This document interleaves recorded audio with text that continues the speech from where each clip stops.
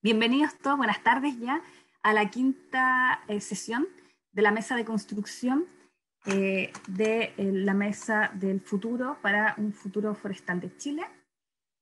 Como les comentaba, en nuestra quinta sesión, hoy día tenemos 3 invitados. Voy a compartir pantalla para que podamos ver el tema a tratar hoy día. En el chat voy a volver a compartir el link donde ustedes van a poder entrar a... ahí está. Estoy compartiendo ya el link donde van a poder entrar al mural, a esta plataforma con la cual nos está ayudando a llevar la información de estas sesiones. Hoy día estaremos en la quinta sesión. Corresponde que trabajemos en esta lámina que se llama Estándares Sustentables y Huella de Carbono. Como les comentaba, tenemos 3 invitados. Vamos a partir ahora con la exposición de Bárbara Rodríguez, representante del Ministerio de Medio Ambiente, que nos va a hablar sobre neutralidad de carbono, proyectos Net Zero, y cómo se está abarcando esto a nivel internacional, y aquí todas las iniciativas que están llevando a cabo en el país. También hemos invitado a Efraín Duarte, quien nos va a hablar sobre metodologías y medición de carbono. Él viene de la industria forestal, pero va a mostrarnos casos también sobre cómo se puede medir en la industria de la edificación. Y luego pasaremos al siguiente tema de nuestra tabla, y ya tiene que ver con criterios y requerimientos sobre el impacto de la edificación en madera en el ciclo completo de la construcción de proyectos. Nos vamos a adelantar en la materia que sigue a la sesión siguiente, porque si no, la sesión siguiente no tendremos tiempo suficiente para escuchar a todos nuestros invitados, y para ello será Frane Silic quien nos hará la introducción a esta materia, y tocaremos el tema de salud y durabilidad de la vivienda. Estos son los 3 invitados hoy día. Si hay alguien que tiene problemas para entrar a la plataforma del mural, por favor sepan que hay gente aquí apoyando la sesión que puede ir recogiendo sus comentarios que van dejando a través del chat de esta plataforma, y estas personas que nos están apoyando van a ir dejando los comentarios aquí en los posts. Lo que sí hemos pedido a todos quienes vayan dejando sus comentarios, que al final del comentario por favor agreguen su sigla de su nombre y apellido, solo para ir haciendo seguimiento luego en cuando recojamos estas indicaciones. Comentarles también que estamos en nuestra quinta sesión. Luego tendremos la del 7 de mayo, donde ya tenemos representantes invitados y confirmados de la industria nacional que están desarrollando industrialización en madera, y luego de eso tendremos un primer informe parcial donde se volcará todos los aspectos y todas las recomendaciones que han sido levantadas durante las sesiones, y que se les hará llegar a ustedes como mesa para que puedan comentar y revisar si es que hay aclaraciones que hacer a eso.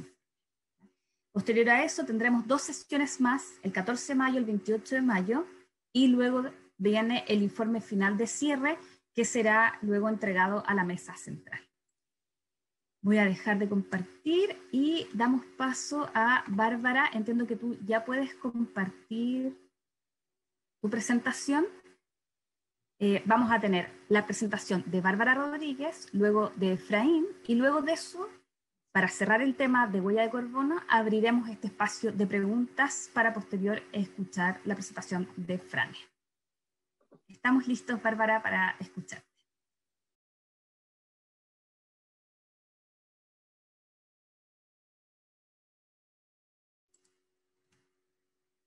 Bárbara, ¿tú me escuchas? Ya. Y tienes, si puedes luego abrir tu micrófono. Estamos comenzando a ver tu pantalla, Bárbara. Todavía está en negro, pero suponemos que ya se está cargando las imágenes. Recuerden que cualquiera que tenga problemas en ingresar a la plataforma mural, estamos recibiendo los comentarios por aquí, por el chat, y nosotros los vamos a ir traspasando hacia el. Todavía no veo tu pantalla, Bárbara. No sé si alguien la ve o yo soy la única que tengo problemas para verla. No. ¿Ustedes ven algo ahí o no? Vemos en negro, Bárbara, la pantalla. A mí me sale que estoy compartiendo la pantalla, pero me imagino que por la señal debe estar como un poco Sí. lento. Si quieres puedes apagar tu screen, o sea, tu pantalla de Eso, tu sí, cara para eso, que podamos bajar la demanda de banda. ya. Voy a detener el video entonces. Sí. Y intentemos una segunda vez. Ahí estamos viendo en modo de editar tu PPT, Bárbara. Ah, perfecto. Entonces lo pongo como pantalla. O Ya, sea, a vista completa. ya, Oigan, veamos. disculpen, lo que pasa es que mi conexión a internet es un poco lenta hasta ahora con todos los computadores que tengo enchufados en mi casa. Tengo muchas conexiones a Wi-Fi, así que mil disculpas. A todos nos Va a pasa. aparecer, sí, no, sí, es un tema. Bueno, primero que todo, muy buenas tardes. Muchas gracias por la invitación. Yo hoy día, bueno, tengo 15 minutos para contarles todo lo que les quiero decir, que son muchas, muchas cosas. Pero la verdad es que primero quería agradecerle, bueno, a los organizadores de la mesa por invitarme, comentar que yo voy a hablar algunos contenidos en relación a lo que estamos haciendo desde el Ministerio de Energía, como representante de la Unidad de Edificación y Ciudades, pero también voy a hablar un poco de lo que nosotros hemos hecho desde el Foro del Liderazgo del Carbono, que es una agrupación de investigación en temas de construcción y carbono incorporado, que está alojado en la Universidad de Washington, donde yo hice mi doctorado, y creo que varias de las cosas que tienen que ver con la sesión de hoy están relacionadas a investigación, así es que ahí también les voy a comentar algunas cosas. Eh, bueno, nosotros con Carolina hicimos antes de esta presentación, y con Francisca también, hicimos un breve pimponeo de cómo podríamos abordar temas que fueran lo más interesantes para esta mesa en particular. Y la verdad es que, ven ahí mi diapositiva, ¿o no? La otra, la segunda. No, la vemos en modo de edición. Ahora sí estamos viendo tu segunda diapositiva, pero en modo de edición de PowerPoint, por si intentas pasarla a modo de Ah, presentación, Bárbara. sí, qué curioso eso. Es Sí, que yo veo en mi computador la presentación completa, pero en el fondo, sí, es porque hay que hacer como un intercambio de pantallas. ¿Tienes dos pantallas? sí, yo Sí, tengo dos. sí. Cuando comparto, oye, pero en favor del tiempo, ¿a ustedes les Sigamos complicaría así, mucho si sigo así? Sí, porque por el sigamos tema de la así, Bárbara. conexión, sí. Ya, entonces, bueno, como les comentaba, con Carolina nosotros hicimos un breve pimponeo de qué cosas podríamos evaluar o conversar en esta sesión. Yo les voy a hablar brevemente, en base a ese feedback que me dio Francisca y Carolina, del cambio climático y la acción climática en Chile. Les quiero hablar por qué hoy día es tan importante conversar de edificación net cero. Lo tercero que tiene que ver con el ámbito de esta mesa es de dónde viene el tema del carbono biogénico y por qué es tan importante que estemos hablando de mediciones de los flujos de ese carbono, no en el ámbito de siempre defender la carbono neutralidad de un sistema constructivo en particular, sino que hacer mejor medición, hacer mejor transparencia y permitirle a los tomadores de decisión fortalecer sus decisiones con datos y metodologías transparentes. Por otro lado, hay un tema que también ahí lo voy a explicar, que tiene que ver con la optimización de los volúmenes de material, que es la segunda alternativa o la puertita que tenemos para poder disminuir nuestras emisiones. Y finalmente, bueno, simplemente terminar con algunas conclusiones, algunas recomendaciones. Voy a avanzar las diapositivas con harta anticipación porque al parecer se están pasando bastante lentas. Ahí alcanzan a ver la segunda, la tercera. Sí, Sí, Bárbara, estamos viendo la tercera. perfecto. Ya, entonces ya sé dónde la voy a tener que mover. Bueno, ya, en términos muy, muy generales, todos ustedes saben que nosotros hoy día tenemos un compromiso de carbono neutralidad al 2050. Esto se ha adoptado en Chile como una política de Estado. Esto no es un proyecto de un gobierno en particular, sino que es un trabajo que se ha venido haciendo hace mucho tiempo.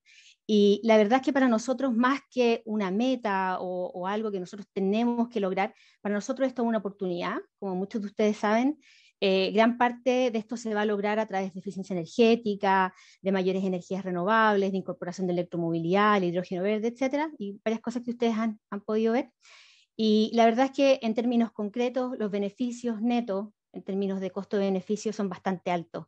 Hoy día se habla de una inversión necesaria de 41 billones de dólares para llegar a la carbono neutralidad, pero en términos de los ahorros y los efectos del cambio climático, que en el fondo nos vamos a evitar, el beneficio neto es de 37 billones de dólares.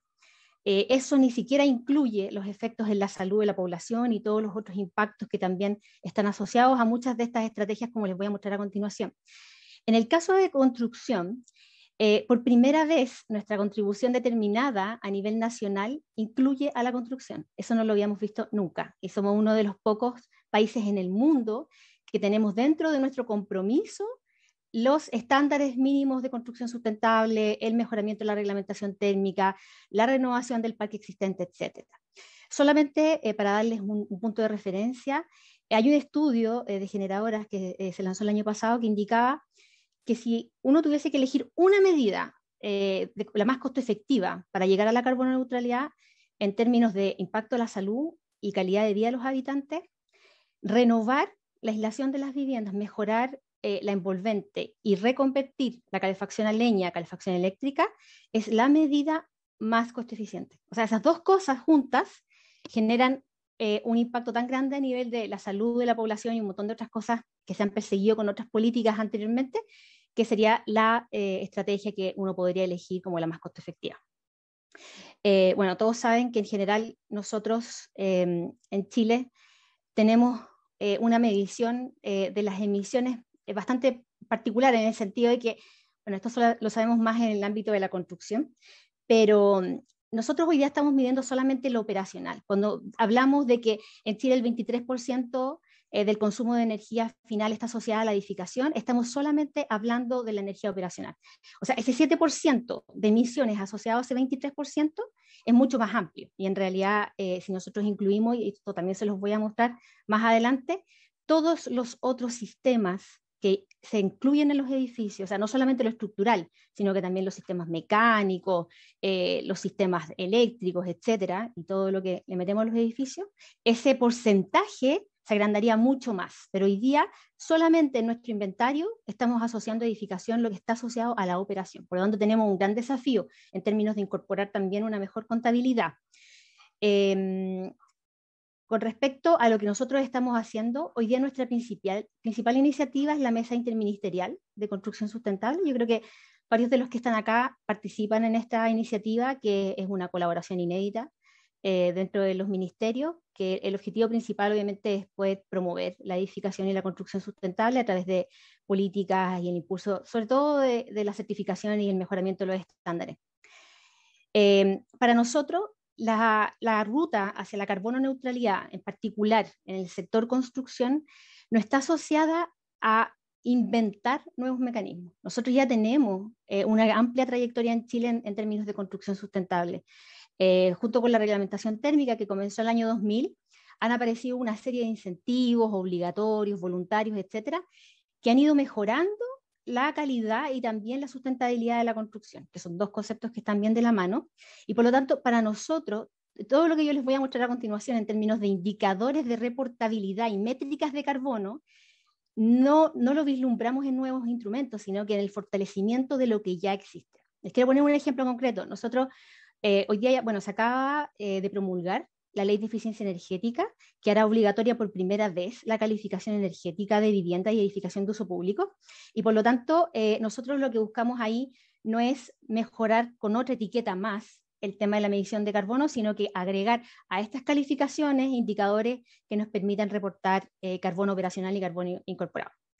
Bueno, además también tenemos la mesa de huella de carbono, que está a cargo de la Estrategia Nacional de Huella de Carbono, así como existe también una mesa para la economía circular, para el tema de los residuos, etc. Nosotros tenemos una mesa hoy día por primera vez, cuyo objetivo es poder fomentar la gestión del carbono en el sector construcción, para que tienda a la carbono neutralidad al 2050. O sea, acá estamos coordinando, y bueno, los invito a participar a los que no estén hoy día en esta mesa, para trabajar en 3 niveles. Por una parte, el sectorial, que es fortalecer la colaboración entre gobierno y academia.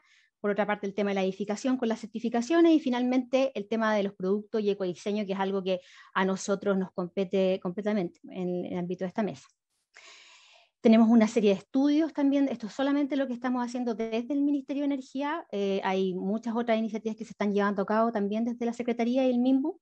MOB también está participando en estas iniciativas y hay mucho financiamiento que hoy día tenemos para poder investigar más a cabalidad lo que está pasando en nuestro parque de edificios.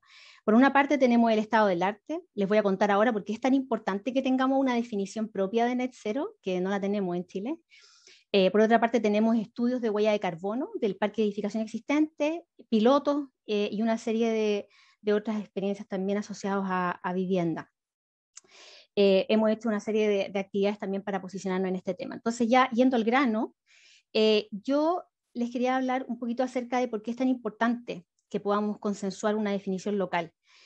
Nosotros sabemos que para llegar a las metas de carbono neutralidad al 2050 necesitamos tener edificaciones de 0 emisiones carbones netas. Eso quiere decir que sean edificios que producen tantas emisiones en términos operacionales, pero también incorporados, como las que se compensan, pero, y aquí viene el gran pero, que sean altamente eficientes. O sea, aquí nosotros lo que queremos es, antes de llegar a la carbono neutralidad en edificación, haciéndonos cargo del carbono tanto operacional, es decir, en el uso y también en los materiales, que estos edificios alcancen el consumo energético neto cero, es decir, que lleguemos a esa alta eficiencia. O sea, no nos queremos saltar haciendo edificios que sean tremendamente ineficientes y donde se pueda compensar todo lo que se agrega al edificio y con envolventes súper deficientes, sino que queremos hacernos cargo de todas las políticas que en el fondo se han empujado hasta ahora para poder fortalecer la eficiencia energética, sobre todo en el ámbito residencial. Para eso nosotros tenemos estándares y esto nosotros lo venimos conversando hace muchos años. Nosotros partimos con el primer programa de declaración ambiental de producto hace hartos años atrás, por ahí está la Katy, que fue nuestra directora del programa, por esos años. Y nosotros en esa época ya hablábamos de que este análisis, en el fondo, para poder evaluar esta edificación carbono cero en el ciclo de vida ya existían. Tenemos el estándar 21930, que después también fue adoptado como norma chilena. No tenemos la actualización de esa norma, pero existe como norma chilena. Tenemos el 15804, que regula el ciclo de vida, el análisis del ciclo de vida en los materiales. Y también tenemos el 15978, que nos permite, en este caso, como ustedes ven acá, modular las etapas del ciclo de vida. Entonces, con esto, nosotros a lo que apuntamos es que la industria haga análisis con metodologías estándares, que podamos armonizar todo lo que se está haciendo en temas de enfoque de ciclo de vida. Y eso no solamente incluye, como les voy a mostrar a continuación, carbono, sino que también incluye el tema de los materiales. Entonces acá ustedes pueden ver, para los que no lo conocen, tenemos 3 etapas que son las principales: etapa de producto y obviamente el proceso de construcción, que es el módulo A, después el B, que es toda la etapa de uso, que es lo que yo les comentaba, que hoy día es como el enfoque principal, y después el fin de ciclo. Acá de lo que se trata es que podamos salirnos de la etapa de uso, porque hoy día todas nuestras políticas están mirando a la etapa de uso. Eso no solamente pasa en Chile, pasa en todas partes. Entonces, la idea es poder ampliar nuestro enfoque para poder incluir también análisis de las otras etapas. Sabemos que nos faltan datos, sabemos que nos faltan todavía muchas estadísticas, pero la idea es poder saber cuáles son esas brechas para poder rellenarlas, pero no perder el enfoque de ciclo de vida porque no tenemos los datos para analizar, por ejemplo, la etapa C. Entonces, carbono incorporado, en este caso, sería la A, la B, y todo lo que se incluye dentro de la C en términos de materiales. Estamos hablando de todas las renovaciones, todas las mantenciones a los materiales de construcción. Y cuando hablamos del carbono de ciclo de vida nos referimos a todo, o sea, a las 3 etapas. Aquí hay un tema que es súper importante porque una pregunta esencial es cómo integramos estos datos, una vez que tenemos toda esta información, acerca de los flujos de carbono a lo largo del ciclo de vida de los productos de madera para que la industria pueda tomar decisiones. Y la única forma de hacer eso es a través de declaraciones ambientales de productos. Y las declaraciones ambientales de productos lo que hacen es poder traducir información que es muy científica, porque este análisis que nosotros hacemos con el ciclo de vida completo pasa por una serie de supuestos, son reportes bastante grandes. La idea es poder traducirlo a un tomador de decisión, ya sea un diseñador, un especificador técnico, con la información clara de qué es lo que se midió y bajo qué alcance. Algo tan simple como eso, hoy día ni siquiera lo tenemos por hecho. La verdad es que hoy día la diversidad que tenemos en términos de análisis, si ustedes ven afuera toda la literatura que hay de comparación entre sistemas y productos, es súper amplia. Por lo tanto, necesitamos, por una parte, mejores estándares armonizados, mejores reglas para hacer las declaraciones ambientales de productos y, obviamente, más declaraciones de producto en los materiales. En términos súper concretos, acá lo que nosotros queremos es que en estas declaraciones ambientales aparezca el análisis del ciclo de vida completo. Hoy día, el Ministerio de Desarrollo Social, junto con Obras Públicas, cuando hacen el análisis de la edificación, evalúan solamente 20 años. Nosotros, cuando hablamos del ciclo de vida completo, estamos hablando de un espectro mucho más amplio, más de 60 años. La mayoría de la edificación está en pie muchos más años incluso. Nosotros en Santiago tenemos edificios que han estado en pie 200 años. Y durante ese tiempo tenemos renovaciones, tenemos una serie de impactos que se van sumando y que solamente lo podemos evaluar a través del ciclo de vida completo. Entonces estamos hablando del carbono del ciclo de vida total, operacional, más lo incorporado. Y acá es donde viene la parte súper interesante, porque como les decía, siempre cuando se habla de edificación, se habla de este 40%, pero nosotros sabemos que cuando empezamos a agregar todos los otros sistemas, más allá del hormigón, el acero, el aluminio, empiezan a surgir otros sistemas, como las terminaciones, los cristales, etc. Y ahí también tenemos carbono incorporado, que podría llegar a que la edificación representa más del 75% de las emisiones para llegar a la carbono neutralidad a nivel mundial. Entonces, el desafío que tenemos aquí es de varios frentes. Tenemos que mejorar los inventarios, tenemos que evaluar mejor lo que está dentro de la edificación, pero también tenemos que mejorar nuestros estándares. En términos súper resumidos, para evaluar el carbono incorporado en una estructura necesito dos grandes piezas de información. Y aquí es donde vienen las dos grandes oportunidades también para la madera. Por una parte, necesito ubicar el material. Necesito saber cuánta es la intensidad material por metro cuadrado. ¿Cuántos kilos de hormigón, por ejemplo, en el caso de una losa combinada de hormigón con CLT, se debería incluir por metro cuadrado? Entonces, eso es mi ubicación.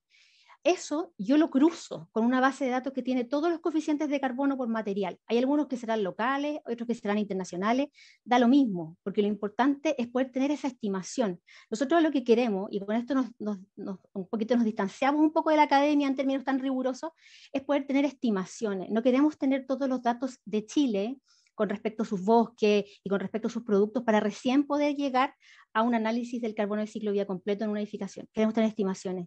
Y para eso podemos ocupar bases de datos extranjeras, podemos ocupar EPDs existentes. La idea es poder mover a la industria a que empiece a hacer este tipo de análisis. En términos súper concretos, nosotros ya sabemos lo que tenemos que hacer para reducir el carbono incorporado en nuestras estructuras. Necesitamos optimizar los proyectos. Eso ya lo sabemos. Los edificios que se reacondicionan siempre son mucho más eficientes en términos de huella que los nuevos. Hagamos lo que hagamos en el edificio nuevo. Por otra parte, necesitamos hacer eficiencia en la huella, disminuir los programas, optimizar los programas en términos de proyecto.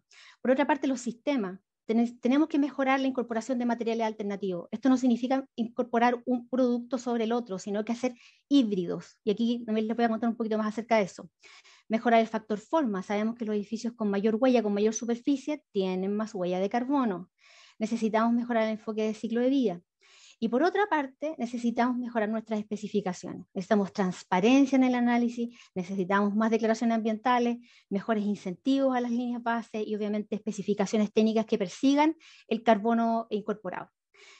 Las rutas ya las tenemos, nosotros estamos adheridos dentro de la mesa de huella a lo que se está haciendo desde el World Green Building Council, que ha definido las metas al 2030 y al 2050, tanto en reducción de carbono operacional como en carbono incorporado. Creemos que a la larga no nos vamos a desviar mucho más de esto.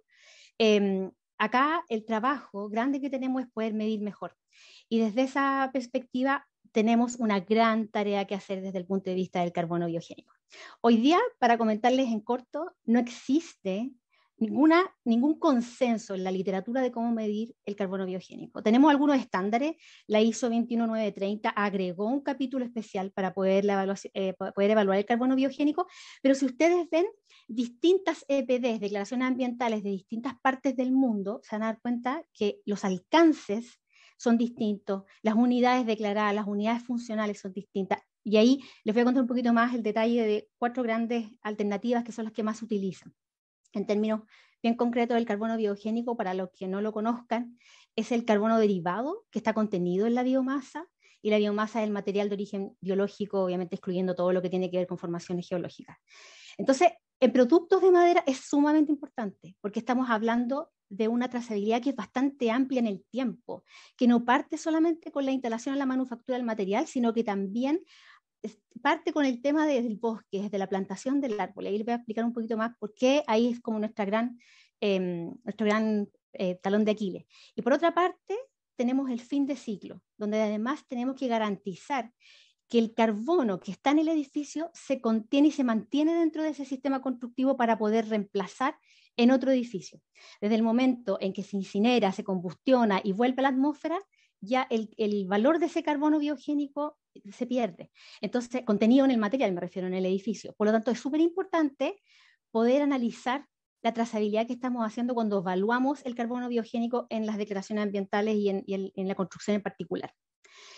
Yo sé que este es un tema que es bastante controversial. De hecho, en Estados Unidos hoy día está llevándose a cabo esta discusión. Esto es, por ejemplo, una declaración ambiental tipo en Norteamérica. Hay dos alcances acá, el de la cuna a la tumba, que es decir, todo el ciclo de vida, la A, como se ve aquí abajo, la B, la C, pero también hay muchas declaraciones ambientales que solamente evalúan la etapa A, que es la etapa de manufactura e instalación en el edificio, pero no, en el fondo, el ciclo de vida completo. Por lo tanto, acá estamos dejando fuera las dos grandes partes, las partes interesantes, que son cómo se capturó el carbono durante el crecimiento del árbol y también qué pasó una vez que se acabó el edificio y pasó a otro edificio, se incineró.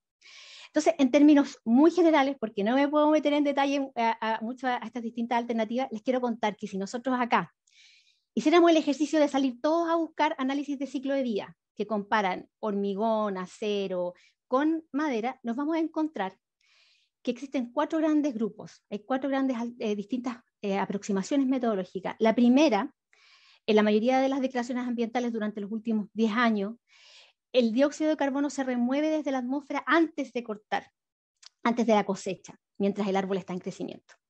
En la alternativa número 2, vemos que muchas de las declaraciones, el dióxido de carbono es removido desde la atmósfera después de cortar el árbol. Y además es removido por el árbol que reemplaza al que fue cortado. Otra aproximación.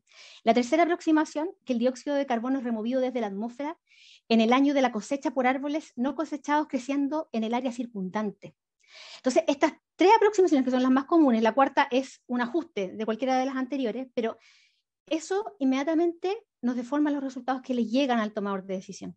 Por lo tanto, hay un trabajo muy grande que tenemos que hacer de poder entender qué es lo que están midiendo las declaraciones, los informes que nos llegan en términos de alcance, en términos de unidades funcionales, para recién poder evaluar cuál es la ventaja del producto maderero que se nos está vendiendo. Con esto quiero aclarar que yo no estoy diciendo que la madera no sea un material sustentable, todo lo contrario. Lo que creo es que nosotros, para poder promover esas alternativas y promoverlo como un material que aporta la carbono neutralidad, necesitamos trabajar en mejorar la transparencia de estas mediciones y los estándares que estamos utilizando. Finalmente, quería terminar con otro estudio, que es nuestra segunda alternativa para mejorar la huella de carbono, que tiene que ver con la optimización de material. Nosotros sabemos que los edificios de madera tienen más volumen de material por metro cuadrado. Eso es lo que nosotros llamamos la intensidad de material, el kilo de material por metro cuadrado. Nosotros, el año 2016, hicimos un análisis. Esto fue en la Universidad de Washington para el Pacific Northwest, para analizar la optimización, las posibilidades que teníamos para disminuir las secciones del CLT en edificios de altura.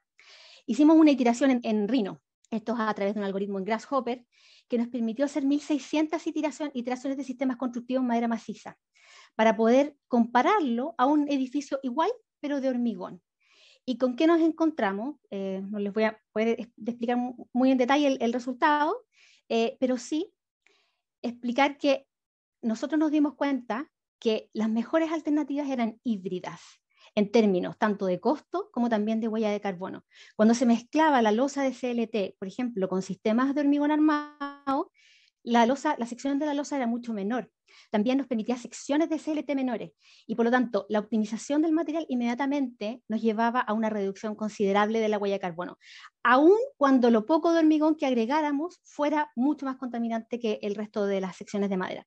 Por lo tanto, aquí hay 2 trabajos que son muy importantes. Por una parte, mejorar nuestras emisiones, nuestra información de las emisiones, pero también tenemos que ver cómo optimizamos la madera en el edificio. Hay una investigadora en Reino Unido que me encanta y que ella dice, lo importante no es tener más madera, no es tener más edificios de madera, no, perdón, estoy como el chapulín, no tener más madera en el edificio, sino que tener más edificios de madera. Eso. Entonces, sacar los grandes volúmenes de madera del edificio.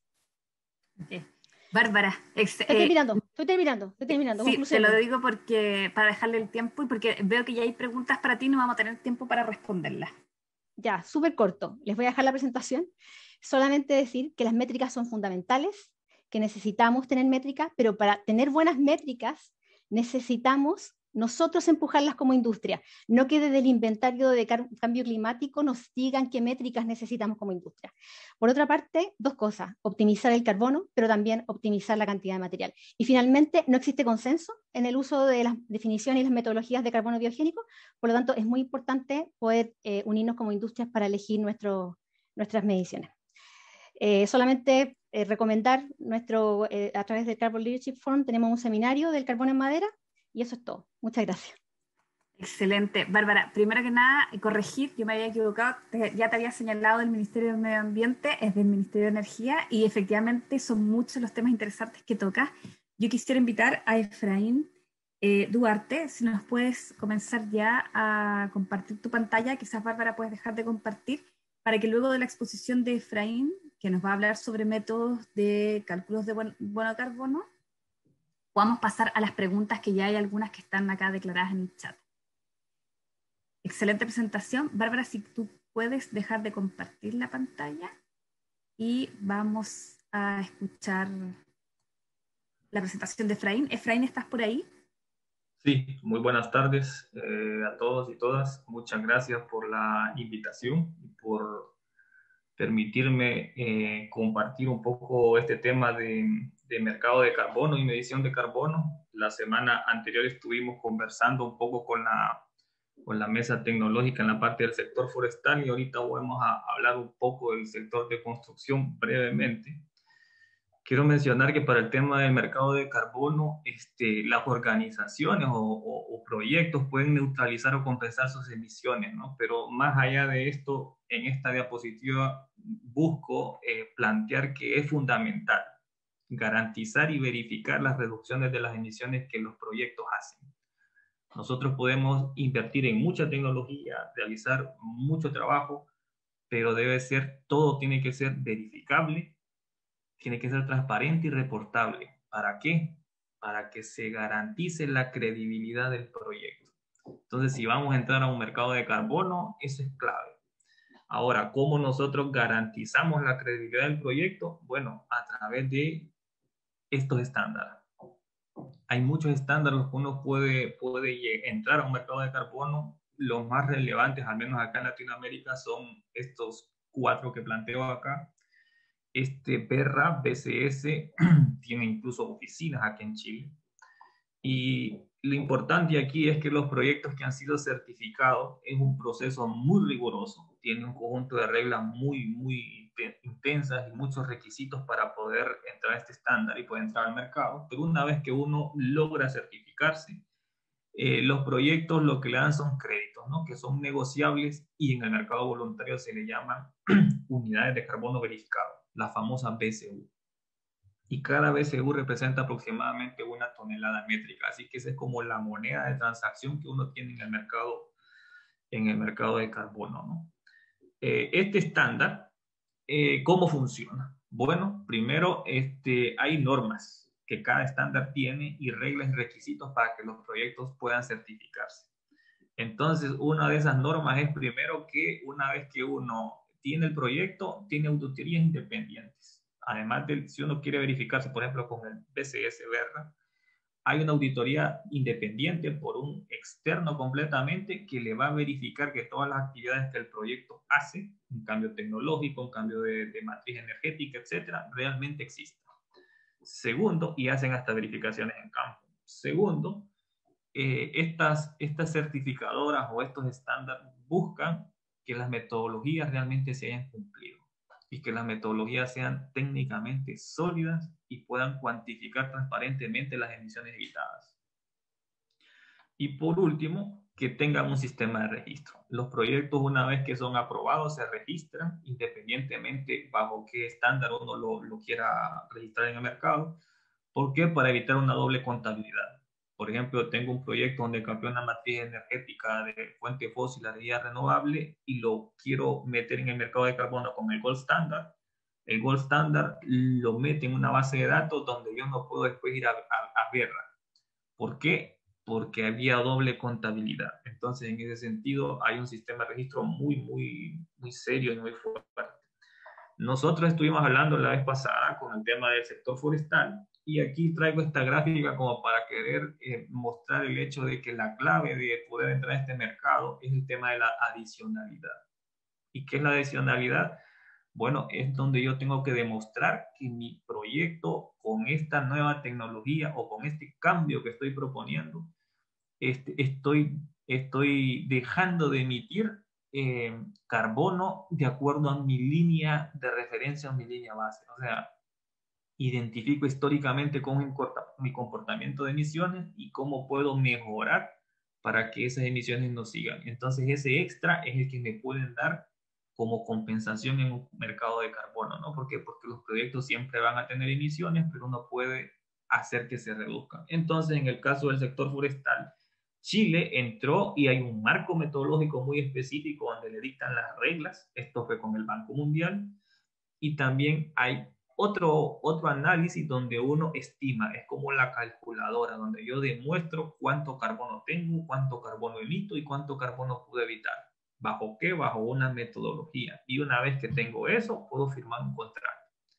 Y la semana pasada mencionamos cómo Chile firmó un contrato en el sector forestal de 26 millones con el Banco Mundial buscando la reducción de emisiones de 5.2 millones de toneladas al año.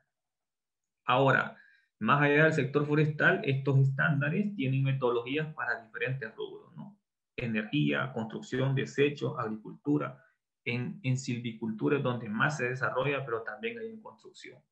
Entonces, estas metodologías, ¿para qué sirven? Primero, para determinar el alcance, establecer la línea base, evaluar la adicionalidad y definir un sistema de monitoreo. Aquí la clave es que tiene que ser transparente, reportable y verificable. O sea, todo lo que yo digo que estoy reduciendo tiene que ser netamente verificable. Y por supuesto, una metodología puede ser revisada, la pueden retirar, la pueden suspender. Estos estándares, ellos tienen sus metodologías y perfectamente pueden poner a revisión alguna que todavía no tenga cierta claridad. Acá tengo un ejemplo. Por ejemplo, hay una metodología que proporciona un marco para cuantificar la reducción de emisiones asociadas a la producción e instalación de este tema de construcción de carreteras con asfalto. Entonces, ¿qué hacen ellos? Bueno, digo, yo con este proyecto puedo tener mi línea base y muestro cuáles son mis emisiones y también puedo tener la potencial reducción de las emisiones, sustituyendo una tecnología de emulsiones asfálticas, porque este tema en el sector de la construcción, en el sector de las carreteras. ¿Quiénes generan las metodologías? Las metodologías las generan instituciones privadas. Por ejemplo, una universidad podría ser o alguna empresa privada. Y una vez que tenemos estas metodologías, ¿qué es lo importante? Vuelvo y repito, la línea base, la adicionalidad, cómo cuantifico las emisiones que estoy reduciendo y cómo las monitoreo. Acá tenemos un ejemplo de cómo es la línea base de ese proyecto y lo que propone. O sea, mejorar tecnológicamente el reciclaje de todo el pavimento existente, etcétera, y así ellos demuestran. Acá tenemos otro ejemplo que va con el tema de la producción de concreto, es otra metodología, 0043. Podemos ver quién la desarrollan empresas prácticamente. Y aquí lo que buscamos es que en la producción del cemento haya menos emisiones utilizando otras tecnologías de energía. Acá tenemos una última que tengo como ejemplo, que esta está desarrollada también a medidas de eficiencia energética, reducir el consumo energético en el edificio. Y de nuevo, la clave es poder definir las reglas de cómo yo determino mi línea base, mi adicionalidad y las remociones de CO2 y el monitoreo. Por último, si no hay una metodología, uno puede crear metodologías nuevas para un proyecto en particular. ¿Y cuáles son los pasos básicos? El desarrollador de la metodología, sea el Ministerio de Ambiente o o el Ministerio de Energía o alguna empresa multinacional viene y dice, yo desarrollo esta metodología y preparo una nota conceptual. Después se lo mando al estándar para que me la revisen. La revisan y se la aceptan. Después el estándar que acepta la nota conceptual le dice que prepare toda la documentación. El estándar revisa metodología, el estándar realiza una consulta pública de la metodología y después el desarrollador de la metodología contrata una firma externa especialista para que le evalúe la metodología. Después el estándar revisa la documentación y a partir de ahí aprueba la metodología para su uso. ¿Qué quiero decir? Quiero decir que las metodologías pueden estar específicas para un proyecto si no existen. Y para eso tenemos que desarrollarlas y desarrollarlas con todos los criterios que mencioné anteriormente. Uno la lleva al estándar BCS, por ejemplo, ellos la evalúan y la ponen y dicen, ok, ahora podemos entrar a un mercado aplicando esta metodología que antes no existía y usted la desarrolló.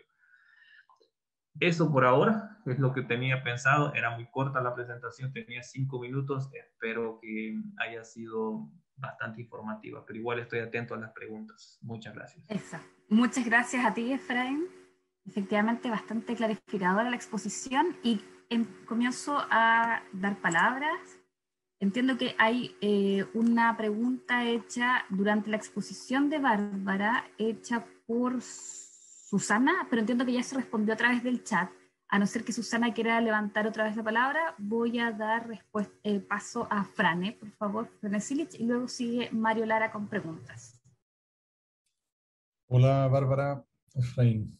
Tengo una pregunta que tiene que ver con ¿cuánto tiempo necesita estar capturado el carbono como para que se considere secuestrado? Porque si yo capturo 200 toneladas hoy día y las suelto mañana, probablemente no estoy haciendo ninguna disrupción en el ciclo. Entonces, ¿cuánto tiempo necesito tenerlo secuestrado? Y eso tiene que ver también, Bárbara, con lo que planteabas tú con respecto al sector forestal. Yo no sé si habrá diferencia en países en los cuales los ciclos de forestación trabajan con plazos mucho más largos que lo que se trabaja acá en Chile. Entonces, ahí hay una precisión que me gustaría, no sé si puedes dar.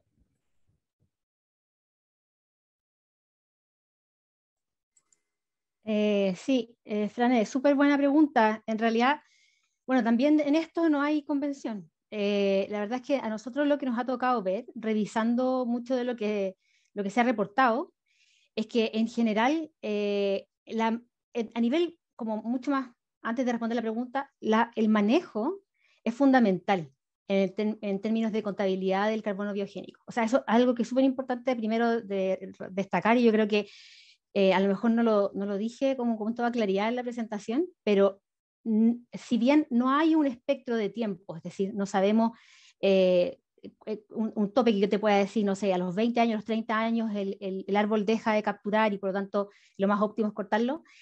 Lo que sí sabemos es que cuando existe un manejo sustentable del bosque y en el fondo una tasa que permita la capturación y la optimización de esa capturación, eso sí se ve reflejado en el producto en términos de capturación del carbono y también en términos de gestión del ciclo de vida.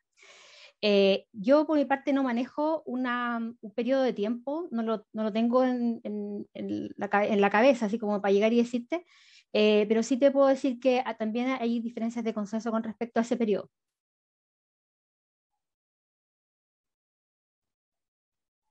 Muchas gracias, Bárbara. Gracias. Pasamos a Mario. Efraín, no sé si tiene algo que comentar al respecto. Apagó su micrófono. Perfecto. No, solamente en la parte forestal, efectivamente, esta evalúa mucho el riesgo de no permanencia, ¿no? Y por eso es que las plantaciones forestales con fines industriales es muy difícil que entren a este mercado. ¿Por qué? Porque tú plantas hoy y ya tiene fecha de corta la plantación programada, o sea, en 25 años, todo el carbono que yo logre acumular en los árboles o en las raíces de esos árboles, sé que en 25 años ese árbol va a cortarse. Claro, la descomposición del árbol tarda 20 años más para que todo se descomponga y vuelva a la atmósfera. Entonces, cuando tienes ese riesgo de no permanencia, el mercado de carbono ahí es muy cuidadoso, ¿no? Estamos hablando de 50, 75 años, o sea, un ciclo muy largo que uno tiene que asegurar que el carbono permanezca capturado. y no reverse de manera casi inmediata, ¿no? 20 o 25 años uno lo mira bastante, pero en términos de cuantificación de emisiones es corto. De acuerdo, gracias. Gracias a ambos por las respuestas. Mario Lara, tienes tu palabra. Gracias, Carolina. Gracias, Efraín y Bárbara. Mi pregunta, bueno, acá en Europa hay harto apetito en el uso por parte de las inmobiliarias de mirar el uso de la madera como una opción. Sin embargo, estamos teniendo problemas a la hora de capitalizar los beneficios del tema de la reducción de la huella de carbono. Dado a esos problemas que tú mencionabas, Bárbara, en términos de los consensos, de las métricas, de las mediciones. Pero uno de los puntos que aparece, creo que es todo el tiempo a la hora de comparar el concreto, el acero y la madera, este supuesto de que la madera se va a quemar al final de la vida. ¿Okay? Claramente no tenemos una industria que nos diga hoy en día cuál va a ser el uso al final de 50 o 60 años, ¿okay? Pero estas preguntas están pasando hoy. ¿Hay algún tipo de recomendación o algo que se esté trabajando como para empezar a informar a la industria en términos de, por favor, empiecen a este supuesto de que la madera se va a quemar? ¿Es algo que tenemos que, de alguna forma, evadir? Sí, Mari, yo creo que es una excelente pregunta, porque de hecho eso se da mucho en los foros de análisis de ciclo de vida de la madera. Esta idea que, como dices tú, es como una especie de mito, de que llegado el fin de ciclo del elemento en el sistema constructivo, se termina incinerando, o se termina yendo también a vertedero, que son los dos fines que en el fondo se evalúan después del fin de ciclo de vida. Y la verdad es que eso no se sabe de ciencia cierta. Hay muy poquito estudio que evalúa el fin de ciclo de los edificios. Y eso no es solamente en el caso de la madera, eso es a nivel general. Nosotros desconocemos en términos estadísticos realmente qué es lo que pasa con un edificio cuando termina su fin de ciclo de vida útil. En algunos países existe la posibilidad de reutilizar muchos de esos materiales. En el caso chileno eso no siempre se da y no es lo general. Pero yo también creo que ahí tiene que haber un esfuerzo mucho más grande de la industria por poder mejorar y poder proponer también un fin de ciclo más sustentable. Y ahí es donde entra el tema de la prefabricación, por ejemplo, todo lo que se está haciendo desde el ámbito de la industrialización, de poder no solamente diseñar la construcción, sino que también la deconstrucción. Y hay muchos edificios hoy día que se están diseñando con ese enfoque. Entonces, yo creo que esto a lo que nos lleva como conclusión, lamento si no te puedo responder muy bien tu pregunta, pero necesitamos integrar el enfoque de ciclo de vida en construcción. Ya no podemos seguir pensando que los edificios se instalan y listo. Hay que seguir pensando y analizando ese ciclo y proponer un fin, porque en algún momento va a llegar y no lo podemos dejar al supuesto del que quiera manejar ese supuesto o ese fin como se le antoje para su propia conveniencia, que es lo que está pasando ahora con la incineración de la madera. Gracias. Gracias, Bárbara. Nos arrancamos ya más allá del tema de la madera y nos vamos ya a problemáticas de largo aliento. Volvemos. ¿Verdad? Sí. Volvemos, son recursivos, el ciclo, volvemos al loop. Está Rosemary también pidiendo palabra. ¿Tu turno, Rosemary? Sí, gracias. Bueno, yo la verdad que tengo un millón de dudas, un millón de preguntas. Me encantó la charla de Bárbara porque es un tema súper apasionante en el que la verdad sabemos muy poco. Lo primero es eso, que cómo vamos a hacer y qué plan se han formado ustedes como Ministerio de Energía para hacer una divulgación más masiva e informar, porque la pregunta concreta, Bárbara, que yo tenía para ti es que están pensando en términos de la recaudación de datos, así como lo voy a poner en un eje paralelo. El Instituto Forestal nos recauda datos de información respecto a las producciones o las capacidades de producción, y yo con tu charla me logré imaginar un flujo de datos que haga un levantamiento general para poder tener efectivamente un análisis de ciclo de vida más completo. ¿Han pensado en una estructura como de ese nivel? Porque al final es como, ¿cómo nos ponemos todos de acuerdo? ¿Cómo sincronizamos todos y articulamos todos los sectores para la recaudación de datos con los que se pueda trabajar? Sí, Rosemary, también una súper buena pregunta. Justamente dentro de la estrategia de la mesa de construcción, de huella de carbono, es un tema fundamental, es un eje estratégico. Para nosotros el tema de los datos trasciende hoy día, o sea, nosotros sabemos que tenemos un desafío súper grande en términos de datos, porque no solamente tenemos que gestionar lo que se está levantando a nivel nacional, sino que también tenemos que proporcionar herramientas que le permiten a la industria conocer los datos internacionales. O sea, cuando hablamos, por ejemplo, de la línea base en un producto maderero, ¿de cuánto es la diferencia o cuánto podría ser la varianza si tomamos todas las declaraciones ambientales para ese producto? O sea, nosotros sabemos que el desafío en términos de datos es muy grande y nosotros lo vemos, para contarte un poquito más el contexto y por qué lo estamos tomando bien en serio, es porque con la calificación energética obligatoria que vamos a tener de toda la edificación nueva, se va a tener que recopilar y centralizar una gran cantidad de bases de datos. Y nosotros sabemos que a nivel público, nosotros no lo podemos gestionar. Como ministerio va a ser imposible, nosotros no podemos albergar esos datos. Por lo tanto, vamos a tener que proponer una gobernanza, que creo que esto es un poco más quizás orientado a lo que tú preguntas. Estamos pensando también en una gobernanza que nos permita ceder esos datos o cederlos para que alguien los pueda administrar, porque finalmente son grandes bases de datos que tienen que estar a disposición de la industria. Y sí, estamos trabajando en eso. Justamente ahora se está haciendo el estudio de la estrategia, que dura 6 meses, y dentro de esa estrategia, un eje importante es lo que tiene que proponer el consultor, es cómo vamos a proponer esa gobernabilidad. Así que es un tema. Muchas gracias, Bárbara. Gracias, Carolina. Gracias a ustedes. Buenísimas las preguntas y así también los desafíos que deja planteadas estas dos exposiciones. Si no hay más preguntas sobre este tema, que yo creo que en el fondo todos tenemos muchísimas preguntas y vamos a tener que ir a ese próximo seminario, pasamos y abrimos el siguiente tema, que ya Bárbara lo ha dejado planteado varias veces sobre la mesa.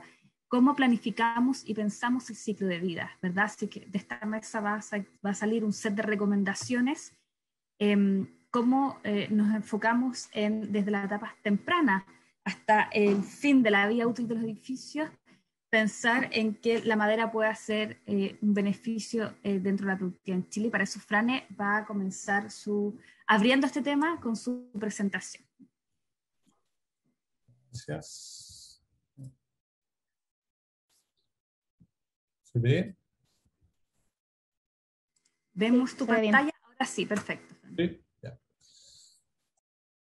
El tema, vamos a pasar de una escala macro de captura de CO2 y de todo el tema a algo mucho más específico dentro de la edificación. Es como una aterrizada, pero creo que al final estamos conversando el mismo idioma, solo que en escala distinta.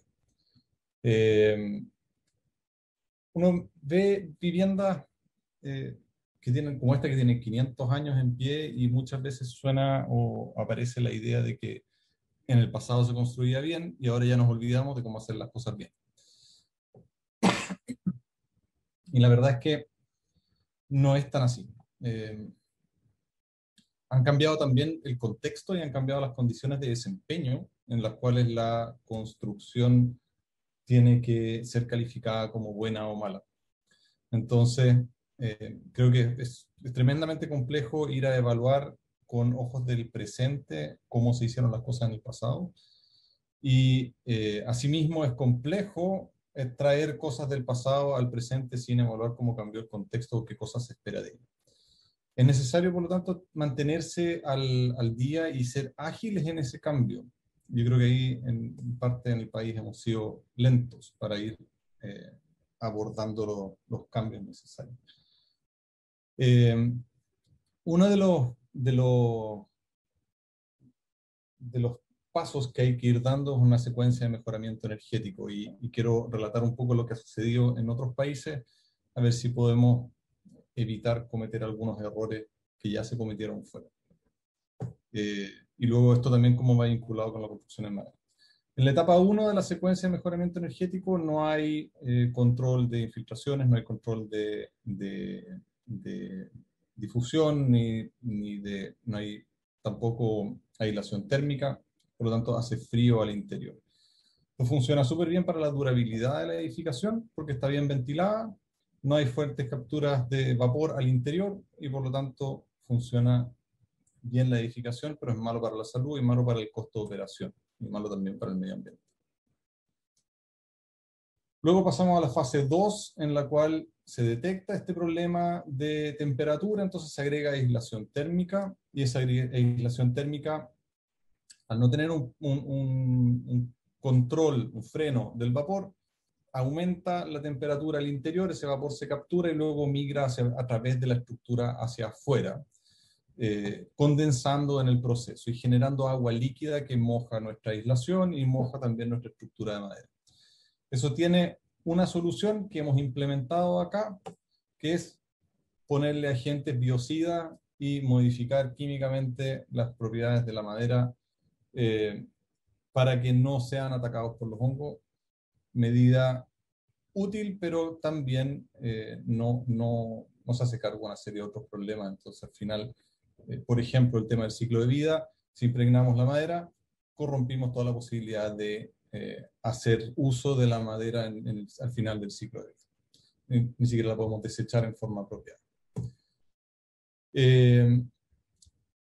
También, según un estudio de la Universidad del Biobío, el 60% de las emisiones hoy día, por lo menos en edificaciones de madera, provienen hasta un 60% provienen de las infiltraciones. Por lo tanto, la aislación sirve, pero está fuerte el impacto todavía de las infiltraciones. Y tenemos entonces un ambiente, una atmósfera contaminada, que tiene costos asociados a la salud, que son grandes a nivel del Estado completo. O sea, no estamos destinando los recursos a resolver el problema de raíz, sino que a parcharlo después a ir a solucionar en el fondo los problemas respiratorios que se generan. Entonces hay que hacer un cambio, porque este sistema no responde bien a las condiciones sanitarias, a la durabilidad de la edificación, y aproximadamente ya empieza a funcionar mejor en términos de costo, pero tampoco es que sea la solución. La fase 3 implica un control de la hermeticidad. Entonces, con ese control de la hermeticidad funciona bien el tema del vapor, pero empezamos a tener mayor incidencia, y vamos a tener mayor incidencia de los compuestos orgánicos volátiles que antes se ventilaban a través de las infiltraciones y ahora ya no. Vamos a tener un problema con la humedad al interior de la edificación. El rango sano de humedad relativa dentro de la edificación está entre 35 y 65 grados, o sea, 65%, perdón.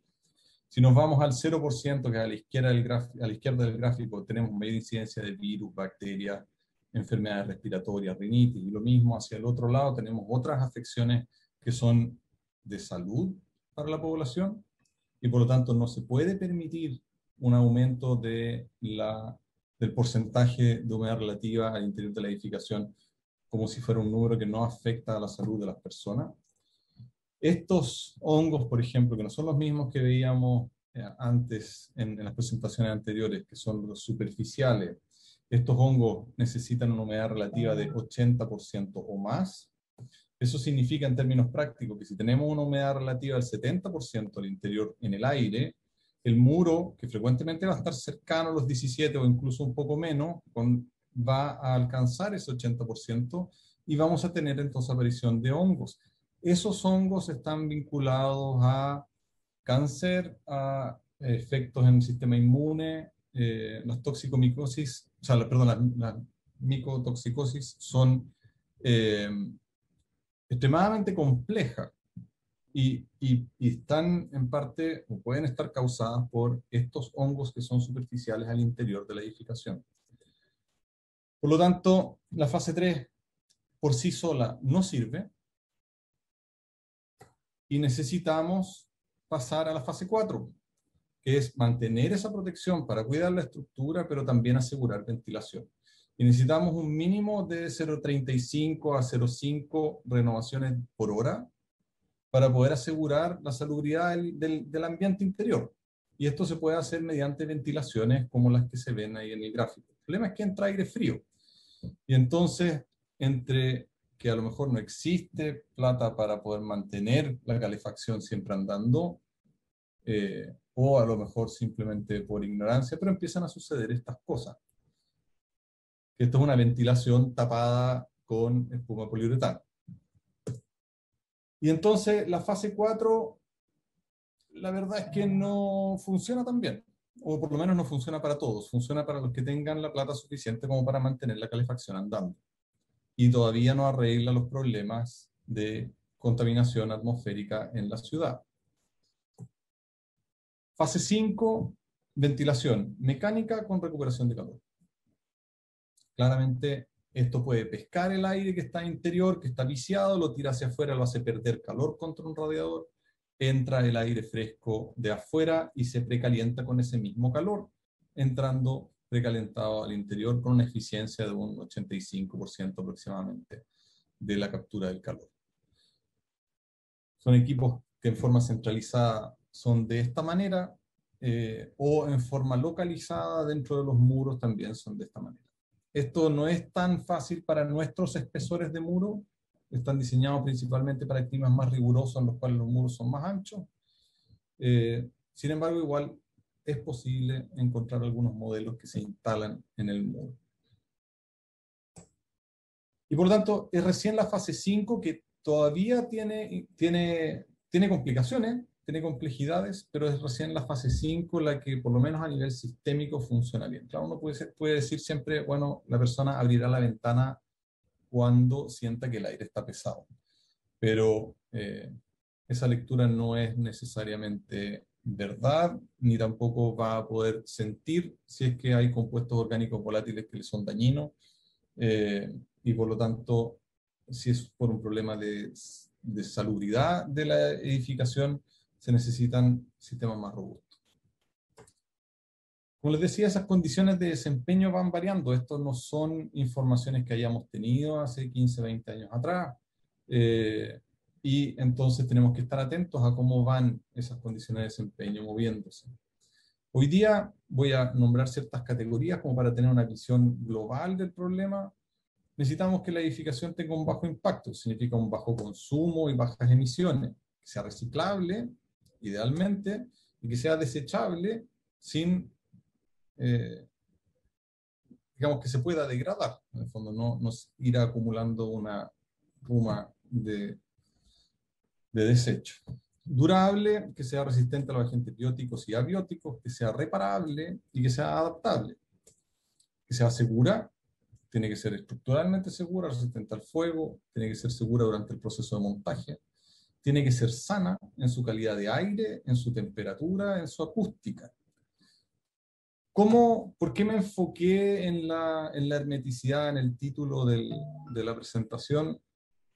Porque la verdad es que la hermeticidad no solamente afecta al aire, sino que afecta la durabilidad, afecta el bajo consumo, afecta su resistencia al fuego también, porque el fuego empieza a pasar por los lugares por donde encuentra oxigenación y encuentra aire, y pasa por ahí también el humo, afecta también a la temperatura y afecta a las emisiones del sistema.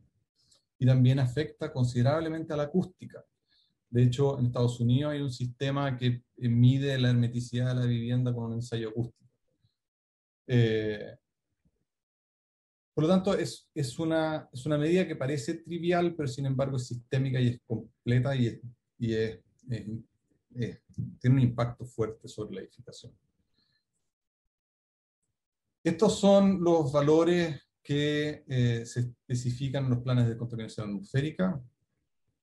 Y en teoría vamos bien, porque efectivamente ese es el camino que está probado y que sabemos que necesitamos seguir. Pero particularmente con lo que respecta a la construcción en madera tenemos un problema. De nuevo un ensayo que hizo en la Universidad del Biobío, la edificación en madera presenta hoy día 24 renovaciones promedio por hora. Y si, por ejemplo, esto está hecho el ejercicio para el caso acá de Biobío, nos van a exigir 8. El hormigón está muy cerca, está a un punto de cumplirlo. Y probablemente, resolviendo los problemas que tienen asociados a la madera en la construcción de hormigón, lo pueden resolver. La construcción en madera estamos en peligro. Esto se va a implementar y se tiene que implementar, no nos queda otra, pero no sabemos hacerlo. podemos perder por walkover. O sea, simplemente no nos presentamos al partido a jugar porque no sabemos jugar ese partido. Se puede hacer. En Europa lo hacen consistentemente, el estándar es 3 y construyen en menos que eso, logran 0,6 también sin ningún problema. Se puede hacer. ¿Cómo lo han implementado afuera? Necesitamos muchos más ensayos. Hoy día los planes de contaminación atmosférica no están considerando ensayos, no hay capacidad de fiscalización. Todas las obras tienen que ser ensayadas. Potencialmente se ensayan en distintas etapas. Cuando se hace una posta entre un contratista y otro, el contratista hace el ensayo porque quiere asegurarse de no ser él el que metió las patas con las infiltraciones. Necesitamos, evidentemente, materiales y cintas y membranas. De eso hay. Necesitamos formación técnica preparada para esto. Y esta imagen la pongo porque la formación técnica, también hay formas de promocionarlo. Esto es la manera en la cual promocionan la formación técnica en carpintería en Alemania. Son bacanes, en el fondo lo muestran como algo súper atractivo para ir a estudiar. Y después, por supuesto, que se pueden implementar sistemas constructivos prescriptivos que tienen de alguna manera una viabilidad o una hipótesis de viabilidad que luego depende mucho de la edificación del proceso. Pero, por ejemplo, una de las cosas que debiésemos estar peleando es por cambiar el OSB de adentro hacia afuera, por lo menos en las zonas frías de nuestro país. Que eso resuelve gran parte del problema. Nosotros hicimos un trabajo en esa línea con el catálogo madera, y ahí ya hay algunos casos como para empezar a conversar. No necesariamente están todos buenos, pero necesitamos avanzar hacia sistemas más robustos en la edificación que integren todas las variables. Gracias. Muchas gracias, Frane. Vemos que de varios flancos tenemos que atacar este tema. Voy a partir dando palabra. Creo que Rosemary, la verdad es que Susana Jara. Pero me perdí ahí con todas las PP que aparecen en el chat. Susana, puedes abrir tu micrófono y hacer consultas. Hola, interesante presentación, y es una realidad que nosotros como ministerio, desde el área madera estoy hablando, no desde el área eficiencia energética, para que se haga la distinción.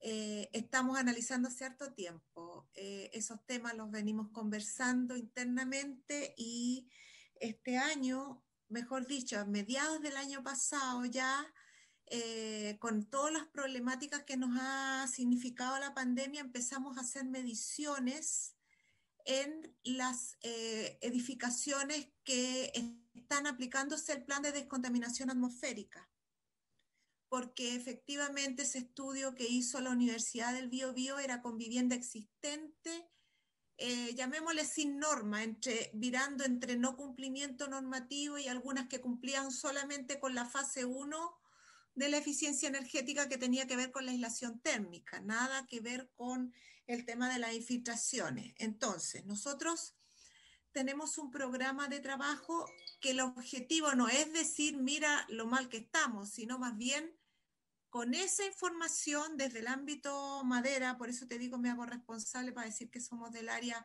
que estamos viendo el programa madera, generar especificaciones técnicas en los itemizados técnicos y generar capacitaciones que tiendan a la buena ejecución, a la buena inspección y a la buena también control en obra.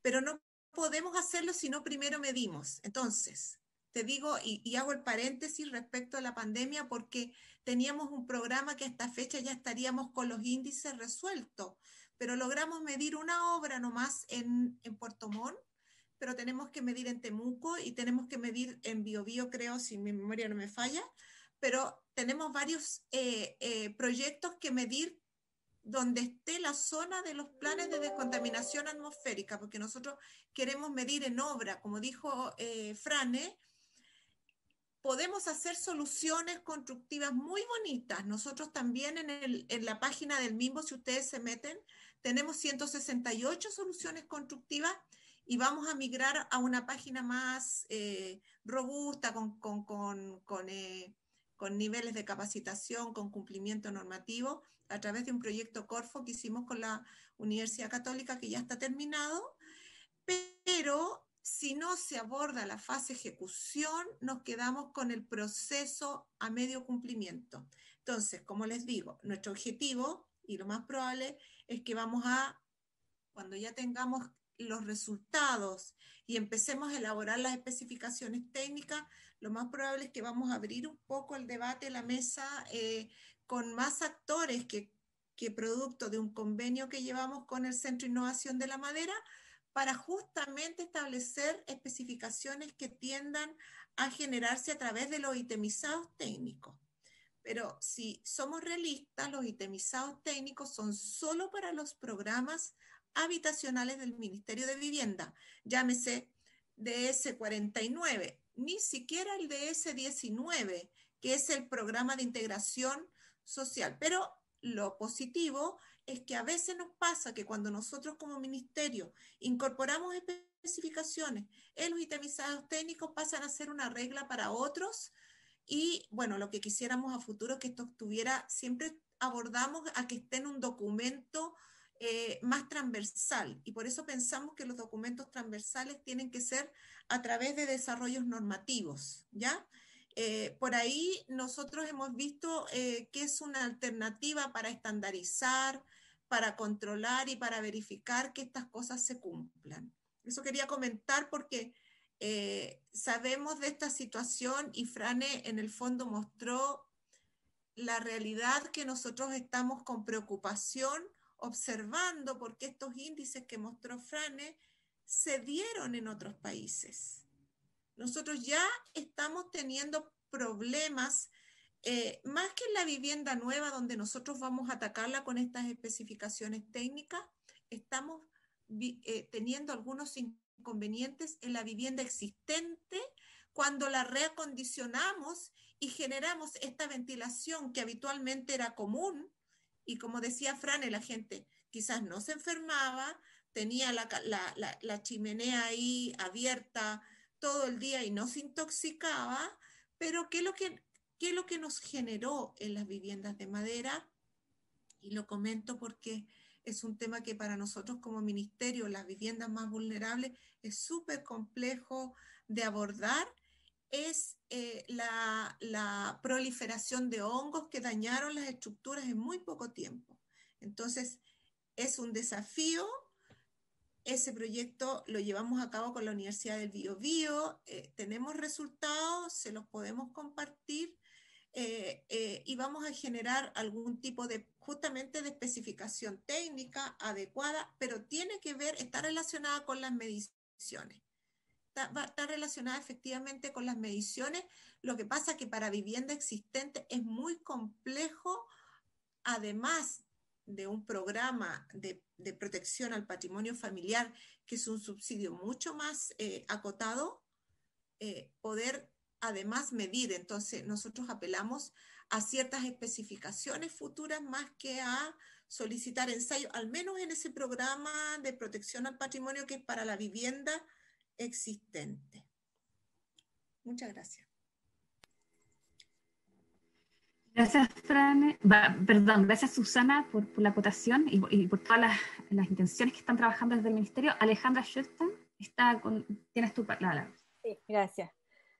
Te quería consultar, Frane, con respecto, bueno, tú muestras todas estas estrategias de eficiencia energética que sabemos que se pueden resolver con distintos sistemas constructivos y que en el caso de la madera sería una ventaja, por ejemplo, el tema de la flexibilidad para diseñar envolventes de alto desempeño energético que pudiesen tener mayores espesores de aislante, libres de puentes térmicos. Por ese lado, permite mayor flexibilidad en el diseño.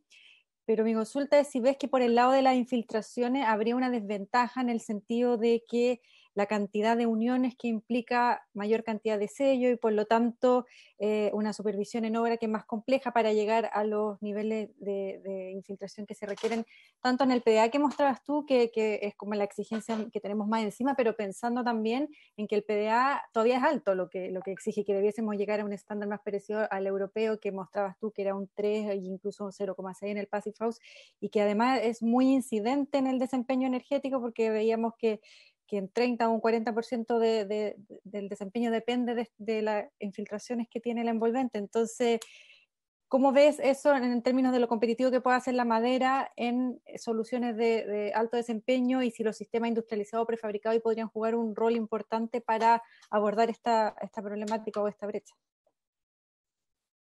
Hay varias maneras para atacar el problema. De base, efectivamente, la cantidad de uniones es un problema. O sea, estamos claros. El hormigón, por ejemplo, es una superficie monolítica y claramente no tiene el mismo problema. Pero eso no significa que en madera no se pueda resolver.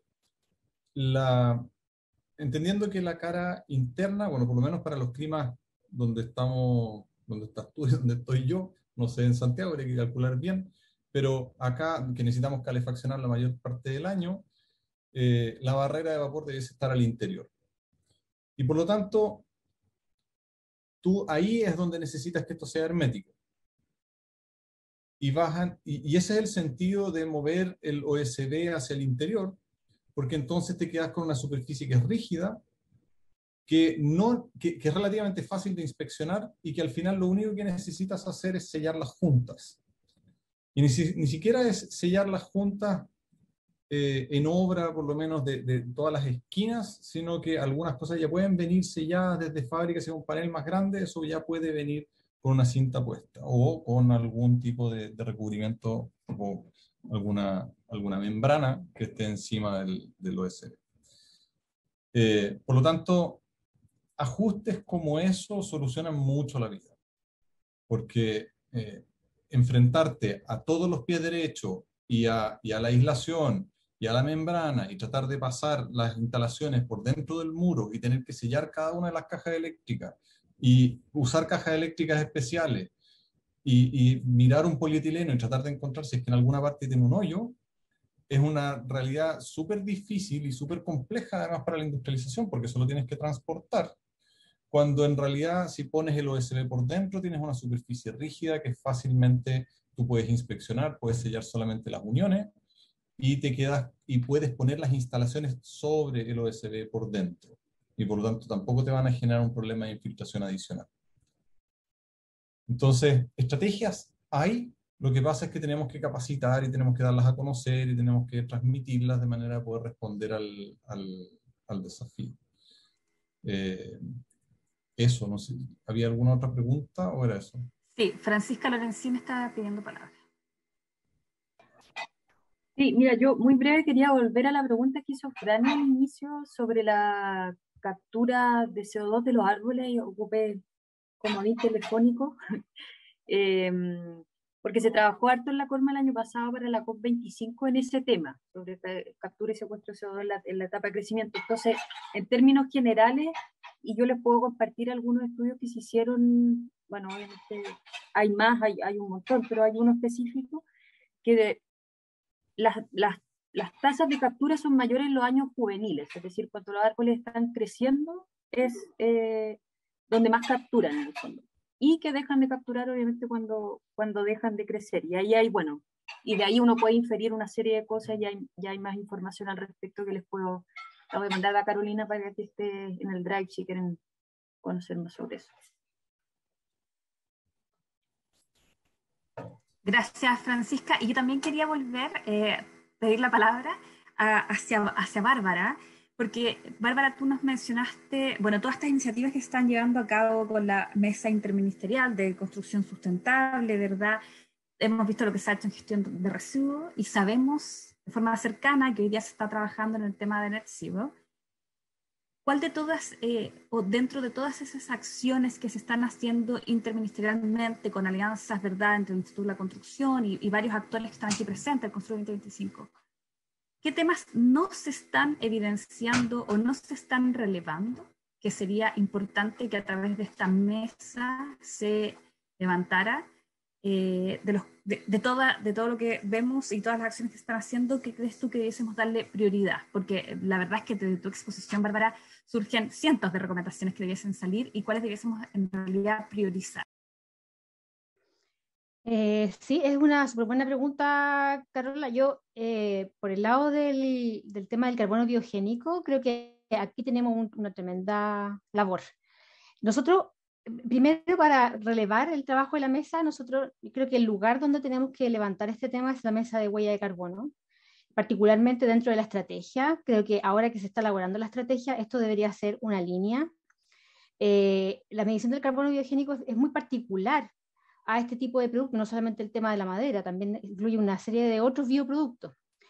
Y hoy día, debido a que hay otras urgencias, como por ejemplo el tema de las metodologías, de poder fortalecer las certificaciones existentes con indicadores de carbono, no se está de relieve que esto también hay que considerarlo y debería ser también una mesa, o no sé si es una mesa, pero un grupo de trabajo que también pueda avanzar en esto y que lo pueda seguir desarrollando en el contexto de esa mesa, porque creo que ese sería como el lugar.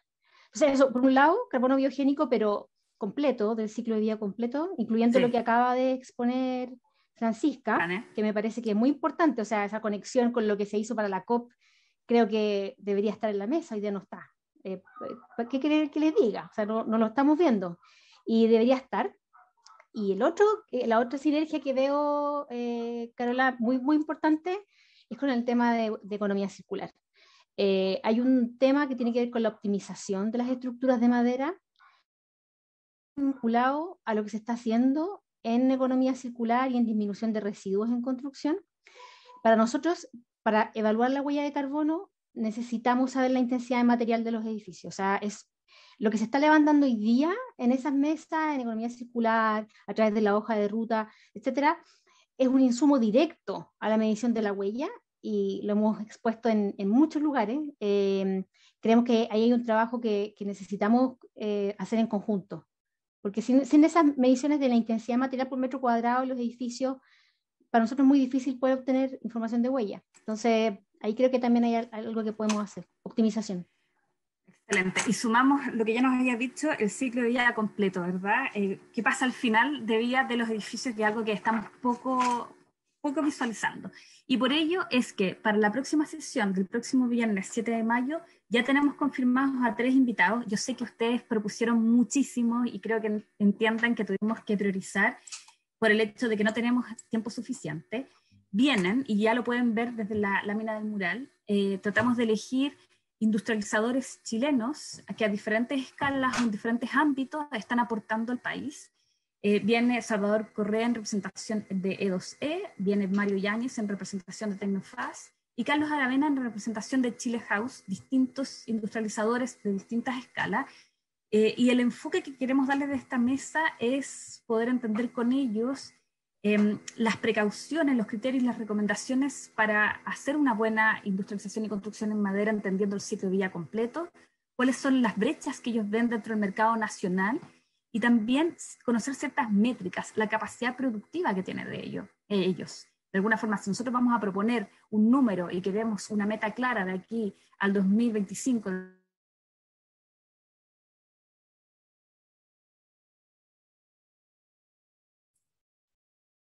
Luego, Carolina. Sí, ahí me escuchan, creo que se me cortó internet. Sí. Ah, está bien, volviste. Ya. Y con eso, entonces terminamos la sesión de hoy. Veo que están compartiendo información por el chat. Nosotros les dejaremos las presentaciones en el Drive y a través de nuestro WhatsApp les volveré a compartir el link de Drive donde está quedando todo esto respaldado. Muchas gracias por los 3 expositores, excelentes exposiciones. Gracias. Y a toda la mesa. Que tengan muy buen fin de semana. Igualmente, que estén bien, gracias. Igualmente. Chao, chao.